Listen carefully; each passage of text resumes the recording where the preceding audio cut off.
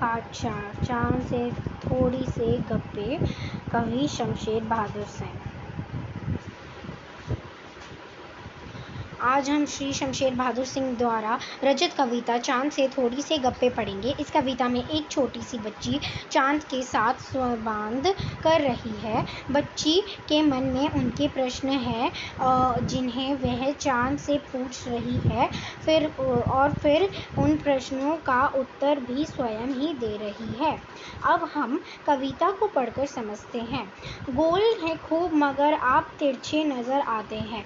आप पहने हुए हैं कुल आकाश तारे जड़ा, सिर्फ मुंह खोल के हुए हैं अपने गोरे चिट्टे गोल मटोल।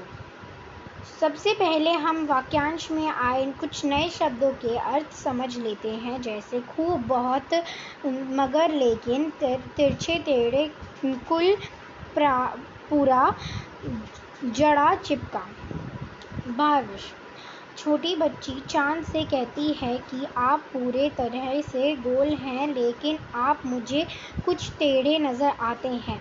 ऐसे लगता है कि जैसे अपने पूरे का पूरा आकाश, जिस पर ही बहुत सारे तारे चिपके हुए हैं, इससे आकाश को अपने कपड़ों की तरह पहन हुआ है। अपने सिर्फ मुंह खोल के हुआ है, जो कि गोरा चिट्टा और गोल मटोल है। अपनी पोशाक को फैलाए हुए चारों समेत आप कुछ तिरछे नजर आते हैं, जाने कैसे। खूब है गोकी, वाह जी वाह, हमको बुद्धू ही निरा समझ है। आपको बीमारी है, आप घटते हैं तो घटते ही चले जाते हैं, और बढ़ते हैं तो बस यानी कि बढ़ते ही चले जाते हैं। सबसे पहले हम वाक्यांश के आए कुछ नए शब्दों को अर्थ समझ लेते हैं, जैसे पोशाक, कपड़े, स्मित, दिशा, गोकी क्योंकि, बुद्धू बेवकूफ, नीरा पूरी तरह से। भावांश।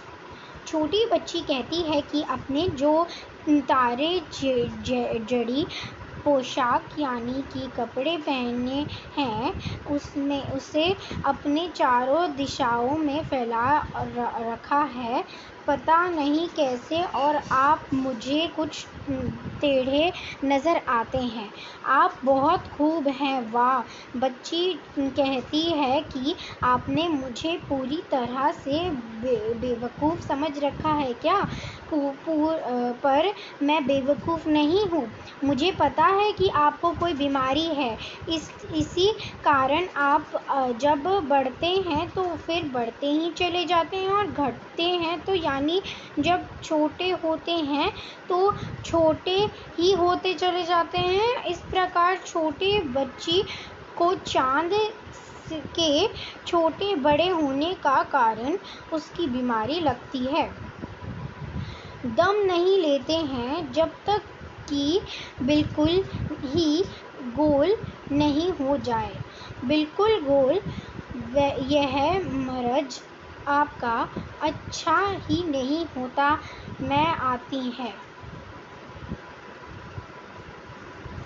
सबसे पहले हम वाक्यांश के कुछ नए शब्द अर्थ समझते हैं, जैसे दम और साहस, मर्ज और बीमारी। भावांश। छोटी बच्ची कहती है कि आप तो सांस ही नहीं लेते, अर्थ आप तो तब तक रुकते हैं ही नहीं हैं जब तक कि आप पूरे तरह से गोल नहीं हो जाते।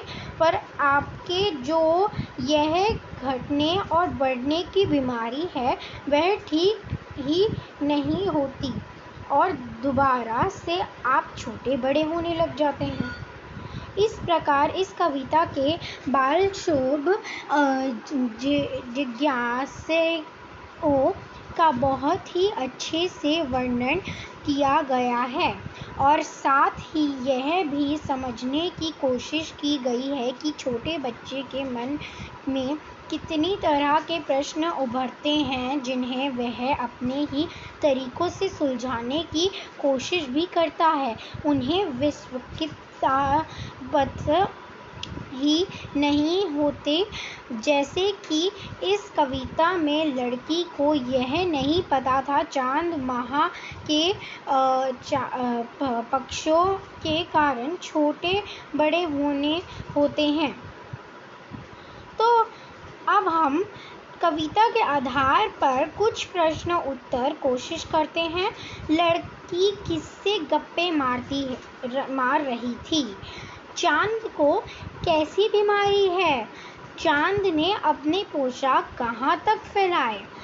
तो क्या आप इन प्रश्नों का उत्तर दे सकते हैं? चलिए जानते हैं कमेंट्स में। आप कमेंट्स में इनके उत्तर डालिए और अगले वीडियो में मैं आपको बताऊंगी कौन सा सही है और कौन सा गलत। धन्यवाद। डोंट फॉरगेट, भूलिएगा मत कि आप इसको वीडियो को लाइक भी करेंगे, शेयर भी करेंगे और सब्सक्राइब भी करेंगे। चलिए, धन्यवाद आज के लिए।